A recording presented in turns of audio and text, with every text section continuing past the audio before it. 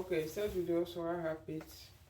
Je vais vous rappeler, si vous allez, quand vous allez commencer l'école et que vous avez commencé par appliquer pour les bourses d'études, j'avais déjà parlé de ça, mais c'est bien de le mettre dans les histoires de série là pour que les gens puissent retrouver facilement. Quand vous allez commencer l'école, surtout l'université, que vous allez commencer par appliquer pour les aides de l'État, il y a deux sortes d'aides qu'ils vont vous donner. Il y a ce qu'on appelle le grant et le loan. Le grant, c'est comme bourse d'études gratuite. Tu ne rembourses pas. Il faut mettre ça là en favori. Si vous avez l'intention de venir aux États-Unis, mais si vous êtes déjà, si vous voulez étudier. Le grant, tu vas seulement, tu appeler pour dire que tu as besoin de l'aide financière pour étudier, right? On te donne le grant. Le grant, c'est gratuit. Tu ne rembourses pas. D'accord? C'est ce que l'État te donne. Souvent, c'est pas beaucoup. Ça dépend. Peut-être 1500, 2000 par cours. Maintenant, après ça, on te propose aussi le loan. Le loan, L-O-A-N. Quand tu vois ça, il faut fuir. En tout cas, j'ai parlé maintenant. Quand vous voyez ça, il faut fuir le loan si vous remboursez. Avec intérêt.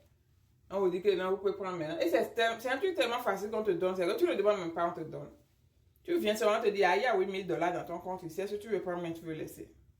Nos gros yeux font qu'on dit oui, on va prendre. Moi, je n'ai jamais pris. C'est quoi de passé, j'ai pris 1500 parce que quelqu'un m'a mal fait mes papiers. Mais c'est un truc que tu peux rembourser facilement. Si c'est pas beaucoup. Mais quand c'est beaucoup, c'est compliqué parce que c'est avec intérêt. Et l'intérêt, c'est beaucoup. On commence à te faire rembourser ça quand tu finis d'étudier. Vous voyez? Donc, si tu étudies pour 5 ans, tu prends les loans là jusqu'à après les 5 ans, tu vas commencer à rembourser. Donc, rassurez-vous de rester hors de loan. Parce que moi, comme je l'ai dit, jusqu'à j'ai fait 5 ans à l'école, 6 ans, je n'ai jamais utilisé le grant parce que le loan seulement me suffisait. Maintenant, si vous venez d'arriver, vous voulez commencer l'école, moi, je vous conseille pour les petits cours de ISL, les cours de General Study, après arriver ici, vous allez comprendre. C'est les petits cours d'anglais, lecture, grammaire que vous prenez là. Allez dans les community college parce que c'est moins cher. Soit vous allez dans une université qui accepte que votre grant, ça couvre les frais d'études.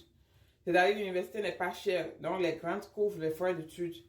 Ou soit vous allez dans les community college qui sont moins chers, généralement les grants couvrent, donc vous n'avez pas besoin d'aller prêter plus d'argent pour compléter. Maintenant, peut-être quand vous allez arriver, vous allez avoir votre associé du vous voulez faire bachelor dans une grande université, comme tout le monde aime, blablabla.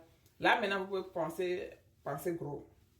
Parce qu'il y a certaines universités, votre grant ne couvre pas bien les études. Vous êtes obligé de compléter votre poche ou bien de prendre le loan. Le loan, ça fait un peu mal parfois. Il y a certains qui vont vous dire, peut-être il faut prendre le loan, ça peut t'aider à acheter.